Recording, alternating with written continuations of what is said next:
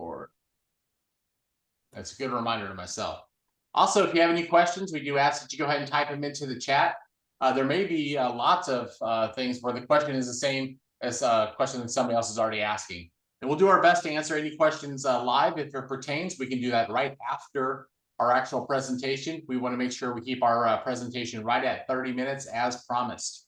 And also, for any of the questions that we don't answer live, we can also answer it in an FAQ in a document, and we'll add that to the end of the slide deck, and we'll post that on the website. One of the first topics I'm going to jump into has all to do with safety moments. There are over 95 different topics that are already on the scouting.org website, and safety moments is a great opportunity to take a minute or two, sometimes maybe 3 minutes if it's a little more in depth, or 4 minutes, and they can use them at the district level or also at the unit level meetings. It's definitely very important to take an opportunity to really make sure that scouting is safe. So many great topics to talk about. If you've maybe had a recent incident that happened at a camp out, it's a great opportunity to talk about it there as well. So when you go to the scouting.org website, you'll see right under Scouting Safely, there'll be an opportunity to click right on safety moments. And it's going to generate a page that kind of looks like this. There's a little video that talks all about safety moments, but then it's going to break into those 95 topics that I was talking about. On the right-hand side, some of you may be on a phone. I know it's small, but you'll see that it starts right there at A. It talks about anaphylaxis, shock. It talks about EpiPens, those kind of things. And this one just goes through F, So one particular one that's on here has to do with energy drinks. How many here have already seen young people bring an energy drink to a meeting or to a camp out? Well, guess what? USA overall has something right there that's kind of bolded. Energy drinks are discouraged at all scouting events. But they also, in this particular safety moment, it talks about, we're not talking about Gatorade and Powerade. Those are different things to replenish electrolytes after, hiking or even while exercising. That's absolutely fine. But you can see how long this may take to cover. Is that going to be right at 2-3 minutes? Most likely. It won't be too long at all. So just a reminder, please do use safety moments. I know lots of troops have also jumped into it, and they make sure that they have a safety moment presented at the beginning of each meeting. Like I said, 95 topics. How many weeks are there in a year? 52. So there's already more than 2 years worth of safety moments ready to roll. And it really helps all of our people be prepared for all those things that may happen. So once again, just that reminder, it's on that scouting.org website. There's also another topic I want to hit on to as well. It's called incident reporting. Now, a lot of you know, if you ever want to tap into our secondary health accident insurance, Cliff always says, hey, where's your incident report? Well, that's one part of it. Incident reports, same place. You go to Scouting Safely, incident reporting, right there. It's going to generate a website that looks like this. And you can take the time to enter any injuries or illnesses. That just helps us overall know what kind of trending is happening out there. Just recently, I learned a new one that's out there. Well, I'm not sure that Nerf guns have been banned, at scout meetings, but it's definitely a good idea because it's actually a trending incident nationwide. I guess some scouts have brought Nerf guns and things, and guess what? People are getting hurt in the eye. So they're not wearing the protective equipment, participating in things like that. But how's it really helping the scouting mission, having a Nerf gun at any kind of camp out? Also, youth protection, if there's any kind of something happening in the youth protection realm, of course, always let me know right away. I can let you know whether that's an incident that we'd report with the information reporting tool. But you can get an idea of the information we're looking for simply by clicking that download button. It'll give you the incident report form as well. And there's also a thing called the near miss. Let's say, people are playing around and, maybe somebody falls out of a tree. They don't really get hurt. Well, we definitely need to know about it. We want to make sure that we know about any near miss incidents that are out there. There were some near misses recently this past summer with cope courses or climbing courses. And guess what? They did a safety stand down nationwide to help us address that. And so we could all move forward, make sure everybody was that much safer. So that's my bit about safety moments and incident reporting. And so next up, we have Peggy Durbin. She's going to talk about some membership updates. Peggy. Yeah, you're on mute, Peggy. She'll get it. Thank you, Jeff. First slide, please. All right, can do. Should be there. Okay, I'm going to talk about the membership changes and the recharter, how we handle our recharters in the future. August 1st is typically the same a month every year where the national office will revisit, what our membership fees need to be and adjust if necessary. This past August, they made some significant changes to how we register our memberships. The first one, and I know most people are now into their charters, so you're aware of this. The first major change they did was they eliminated the proration of the membership fees. And what does this mean? It means everybody that registers will be registering for 12 months only. And it doesn't matter when you register, if it's January, June, or November, you're still registering for 12 months and your registration will become renewable on a 12-month anniversary cycle. This is super easy for our units because it's eliminating that sheet that we had to have to teach us and help us do the proration, but it's also going to separate the membership from the charter cycle itself. So when that happens, it'll make that easier too. There was also the implementation of a $25 fee for merit badge counselors, Nova and Supernova counselors. We no longer have free registration for that. If someone is registering just as a merit badge counselor, then they will do the $25 fee, and this helps offset the vigorous background check that is done. If you are already registered in a unit position, paid with a full adult membership, then your merit badge registration will be a multiple. But the catch in this is you cannot register as a merit badge counselor and then multiple back into a unit as a unit leader. If you are registered as a merit badge counselor and you choose to become a unit leader after the fact, then you will have to pay the full registration fee for an adult unit leader. The counselor is also not eligible to do any overnight scouting activities or events. A merit badge counselor is only there to be a counselor. If you wish to do the overnight, then you must be a fully paid unit leader. Next slide, please. Okay, the annual membership renewal model. The 12-month is going to simplify the message to the families. So I spoke with that earlier. We don't have to, do the math on our fingers and toes to figure out, how much somebody owes at one particular month. When the membership comes due, there will be an email reminder sent to the parent and the unit leader so that the annual membership is alerted to both of them. This is going to tie into a simpler unit charter, which I'll talk about on the next slide. There will be options for payment of renewal, so the unit or the individual can pay for the annual membership. I know there are some units that will actually offset the unit leader fee and pay for the unit leader so that it relieves the burden of their key leaders. And this is also allowing the BSA to keep the fees lower. I know some of you heard when we were talking earlier in the spring that we didn't know where the membership fees would be in August, and it could be as high as $125 to $135. By making the 12-month annual cycle, it simplifies a lot of tracking and paperwork. So they were able to keep the fees down to $80. Next slide, please. So the key points to the auto renewal is you will now have only 1 month lapsed period.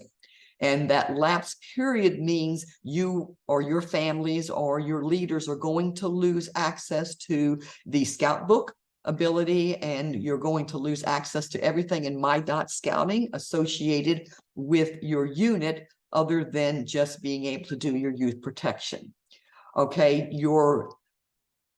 the annual 12-month annual renewal is being separated from a unit renewal. So collecting money at the time that we are doing right now will no longer be a burden. There'll be a tokenized credit card. So if somebody, a family or unit leader wishes to have an auto renewing for their membership, they can do that. And then it will just simply go on autopilot and renew when it comes due. And you don't have to remember and think about it, and then just stop it when you wish to stop. Just think magazine subscription, your Amazon, all the other things that everybody's used to doing. So you can have the opt-out option at any time. That will be reporting to the unit, to the district, and the council. So on My.Scouting, any one of these levels can pull a report to see who is coming up for registration and who's not. And there will also be provisions for members without a unit. Next slide, please. Okay, and how the auto renewal works. The notification process, I touched on that. There will be email notifications going to the folks that you see there on the slide, the unit key 3 and the different ones. The ways to pay for the annual renewal will be an auto renewal by the parent, and they can do the credit card right there. You know, when it comes up, there'll be a way that you can just, you know, punch it in and do the auto. The parent chooses to pay the unit, so the parent could pay the unit, but then the unit's going to be responsible for making sure that that payment gets to the national office.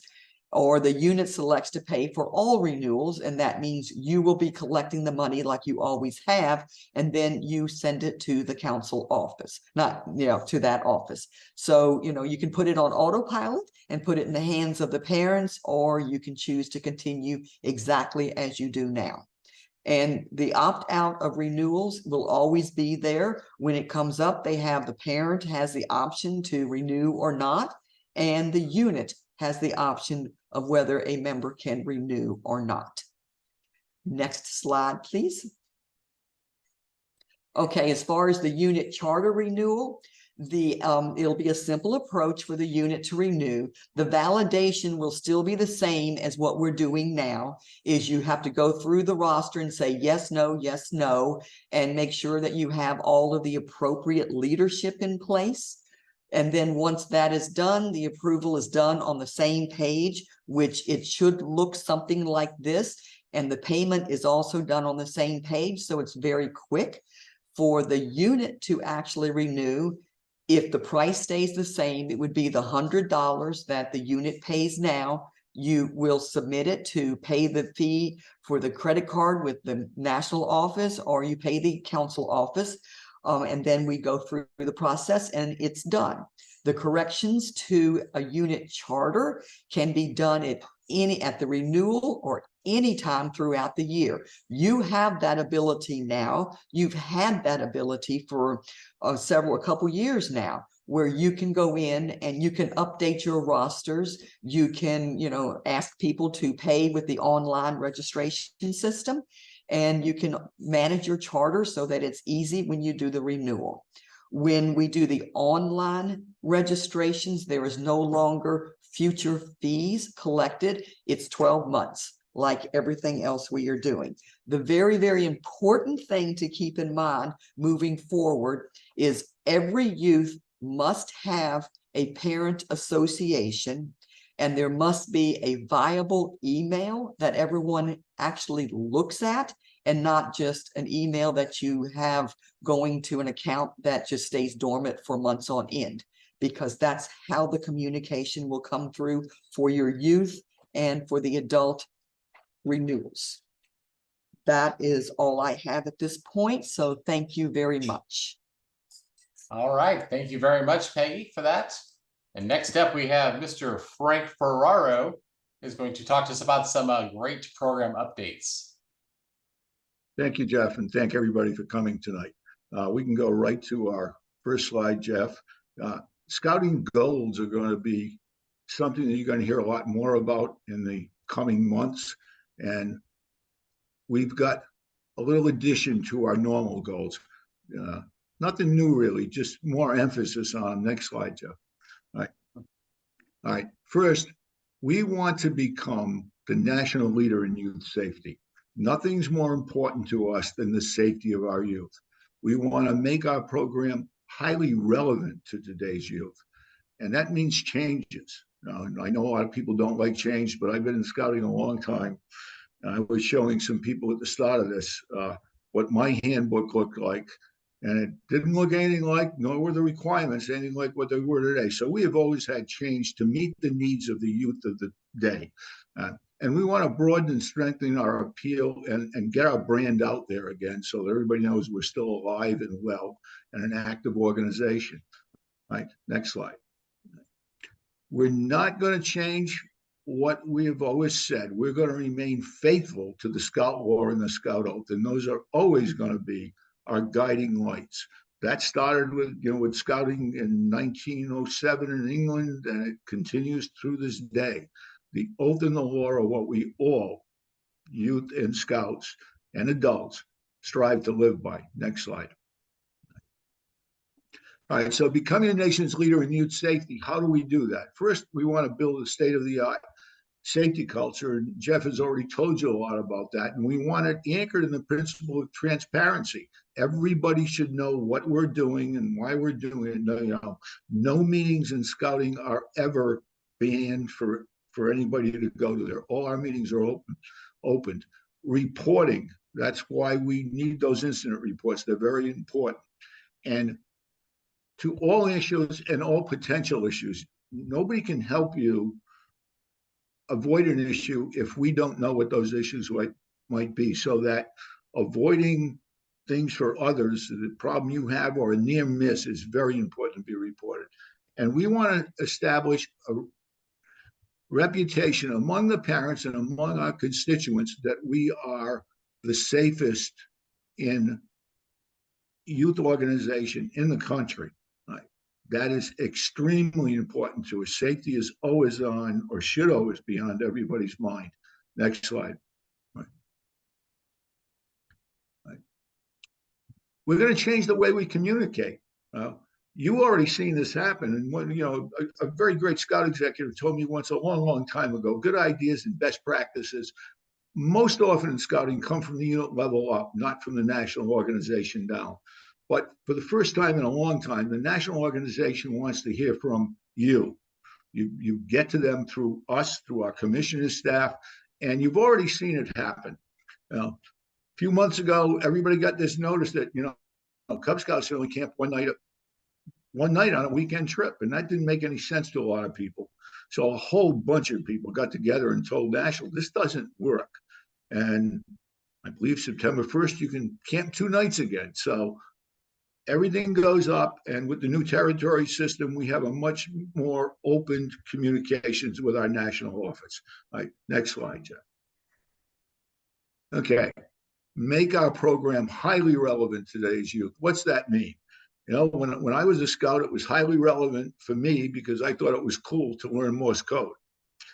Half of our scouts today, maybe more, don't even know what Morse code is. So we want to create a fully digital mobile video experience for scouts. We want to make the family of scouting include girls and make the girls program truly work. Uniforms are being experimented with as we speak. We're talking about simplification of the uniform, much like European styles. It might be a polo shirt, it might be a t-shirt. At some places, it might just be a neckerchief. That remains to be seen, but get ready, there will be a change. And we want to consider alternate paths to Eagle. I look back at some of my old scout handbooks, and it turns out that we used to have alternate paths for Eagle, but lately it's all been everybody's on the same path. But you might have a scout that is more interested in engineering or robotics or the outdoors or environmental sciences that can put those in place of some of today's required merit badges. But the basic core principle of what a scout learns in his advancement towards Eagle will remain the same. Next. This is the really big change that I am so excited about, because having been a scout leader in Cub Scouts for a long time and knowing that Cub Scouts where it all starts, it's so much fun to watch the younger guys have a great time, whether they're at day camp or in a den meeting. And we want to make it easier for den leaders to do their job as den leaders. So 2024, here's what's going to happen. Next slide. First, the Bobcat rank goes away. Bobcat will become an adventure in each one of the other ranks, right? And there will be 5 other adventures, right? So you're going to have 6 adventures and 2 electives in every rank.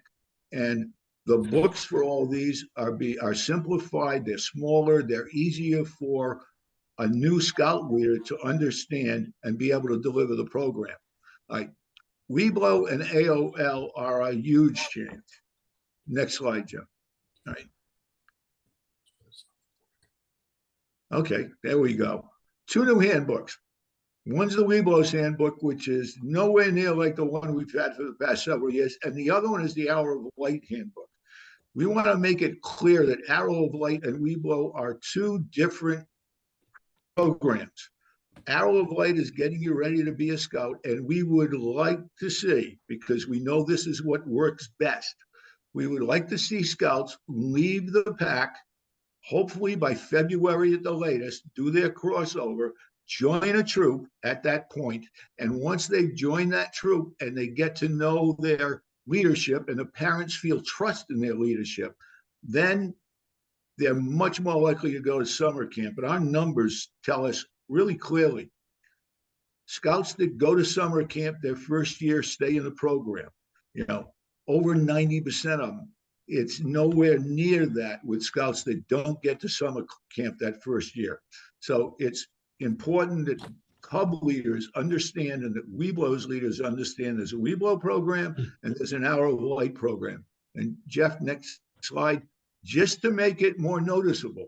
So you understand, 4th grade Cub Scouts are still going to wear the traditional boys Cub Scout uniform. 5th grade Cub Scouts is when they're going to roll into, if not this tan uniform, they will roll into whatever the Boy Scout uniform is. So, you know, these are exciting changes. They're things that have come up from the ranks that this is what people are looking for, and National is listening. And that's the end of my presentation. So, Great. Thank you so much, Frank. Thank you for those great updates. Just a reminder to everybody too, as well, that these slides are being shared afterwards on the direct website. You'll be able to download the PowerPoint deck. They'll actually save it as a PDF to make it super easy for everybody to be able to go ahead and read that. All right, next up, we do have Bill Gilliland. He's our VP of membership. He's also the incoming commissioner for all of National Service team, or the Area 16. All right, Bill. Thank you, Jeff. Good evening and welcome to all. Thank you for helping and recruiting new members for the South Florida Council. BSA national membership goal for this year is 1,200,000. Last year, we were still in COVID and bankruptcy, but BSA nationally was able to recruit 1,049,000. We're expecting to have a much better year this year. The South Florida Council 2023 membership goal was a modest 635 new scouts, which we're going to surpass easily. Our current membership for South Florida Council is 7,070, and we have had and scheduled approximately 72 unit recruitment events. So some of those events are going on now and will continue into October. Since January 2023, we have recruited 2,835 new members. Over 500 of those new members have been new scouts. Outreach programs are carrying the council-wide growth.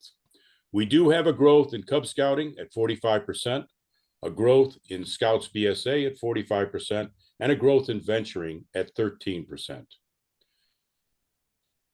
As the charters come in, we will continue to add new scouts right through October and probably into November. Now let's look at the current membership chart that's on the screen. As you can see, our current membership is trending positive in Buccaneer, Everglades, and Phoenix districts. Sawgrass is at a red alert at this point with a -17, and Panther is a yellow alert at -5.8. Now that doesn't mean that Sawgrass and Panther can't achieve positive growth. with their incoming charters, with rallies, recruiting new scouts, they can have positive growth. We still have a great opportunity to increase membership by continuing to recruit and to hold rallies. Sometimes recruiting new scouts and parents is hard. It requires patience, constant commitment, and a strong follow-up. If something does not work, adjust your recruitment plan. And remember, everyone is a recruiter. Recruiting is every day, all year long. And as VP for membership for the South Florida Council, I want to thank you for your recruiting efforts and all that you do as volunteers for this great organization of the Boy Scouts of America. Have a great evening. Thank you so much, Bill. As promised, hey, look at that. Under half an hour. And man, I was nervous with the cast of characters that were put into this group. Frank is already reacting appropriately. So thank you so much. We're going to stay around here too as well. We'll go ahead and answer any of the questions that came up in the chat. As promised, we're also going to enter those into an FAQ as well. So if you do have some questions, potentially live, we'll try to answer those. Please do go ahead and tap them into the chat. Peggy, if you want to go ahead and take some of the first ones right off the top, that'd be great. Okay, I did. And while everyone was talking, I was typing in some responses. So I have put them in the chat for people to see as well. So the first question was will the merit badge counselor, and now I've lost the actual question. Will the merit badge counselor only registration affect how merit badge college counselors attend? And will they not be able to stay overnight at a South Florida Council run facility? That is correct.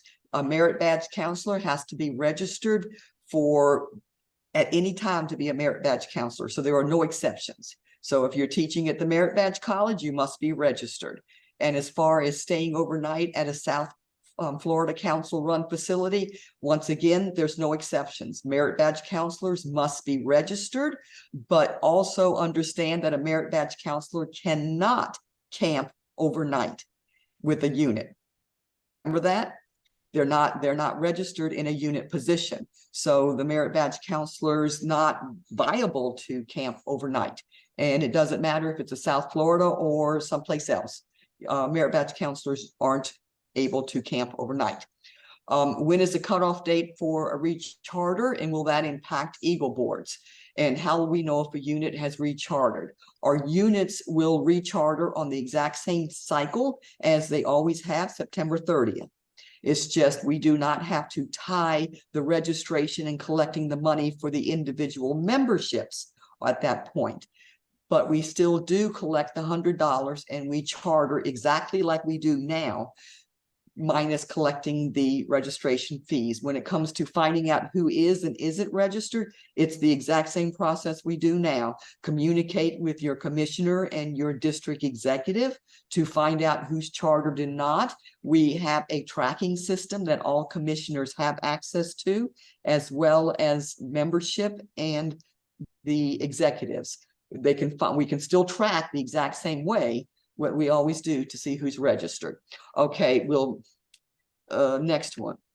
Please explain the 1 month lapse period and the no scout book access. Your scout book is tied to your registration in a unit. I'm not registered in a unit, so I can't see scout book. When you are registering, you're going to be given that 30 days. Your registration is up in February, and you have until the end of March to pay in case you didn't get your email right away. Once that 30 days passes, then your registration will be expired. So you're no longer associated with a unit. So then your access to that unit will be cut off. So that's just part of it. You know, we don't want people who aren't registered in a unit to have access to what's happening in the unit. So that's a safety thing right there. Any questions so far? It looks like we caught up on all those questions in the chat, so that's great. Okay, so, is the status member without a unit the same as a scouter registration years ago? A member without a unit is what we would consider either a lone scout, and you're familiar with that, or a non-unit registration, which frequently falls under the category of a district or a council registration, where we have someone who is not, like Bill Gillenland is not registered in a particular unit. And so he is a non-unit registrant. And there will be a way for that to be tracked somehow. We're learning as we go when it comes to registration. And let's see. I think that's the end of the questions. Correct. I didn't see any others either. So, oh, there's a new one that's a new message I see there. If a Okay, scout membership lapses, do we know if advancement data in scout book is just lost? I don't know that. I So don't think we'll have to so. research on that. I don't think it would be. I think, you know, Okay. if it was Connie, you might have more access. I know right now, if it's a completed merit badge or a completed rank, I believe it gets kept. I'm not sure for how long, but if it's something like, you know, requirements completed towards rank, but not an actual completion of rank, or requirements for a merit badge that are completed, but the merit badge itself is not completed, you know, the ever popular partials, that gets lost. The partials get lost. So trying to get people to re-sign up in a timely manner is going to be really critical, because I don't know what will happen with that data. We may need to like tell families or something that, or leaders, you know, it's going to be hard. I mean, what we tell people now is, if the scout's moving or something, we tell them to go into the personal advancement record in the report section and print out a copy of it. Good. Good recommendation. Yeah, Next time I'm on the Council of Champions, I'll try to ask that question to see if they know. I know there's Great. a lot of Thank you. updating going on in Scout Book. Great. All right, that wraps up the questions. So once again, I'd like to thank everybody for jumping in. So yeah, we're still, wow, we're only just a little bit at 33 minutes. So amazing. All right, one of the most brief scout meetings ever, right? Thank you so much thank you, Kim Momley. Thank you for dialing in from the Florida Keys. Glad to hear the internet's still up and running down there. So, all right, guys, thank you again all so much. Look forward to seeing you at the next scouting events. Don't forget about the Haunted Forest coming up too this month. Always a great event. Take care. Bye-bye. Bye.